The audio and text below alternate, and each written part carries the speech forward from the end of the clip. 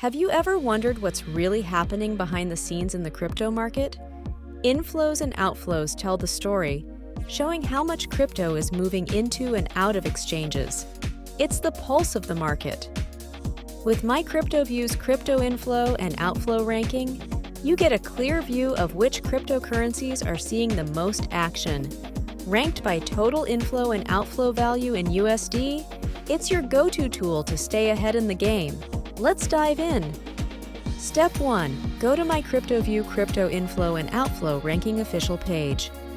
Step 2. Click on the View button to view all exchange inflow and outflow for Bitcoin.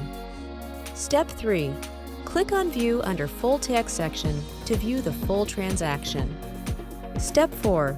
On the transaction page, you can click the transaction hash to view details of the transaction on the blockchain. Step 5. Click the Chart button.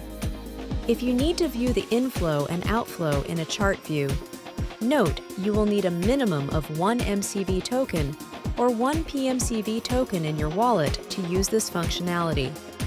If you have a minimum of 1 MCV token or 1 PMCV token in your wallet after clicking the Chart button, you will see a similar chart view to the one in this video.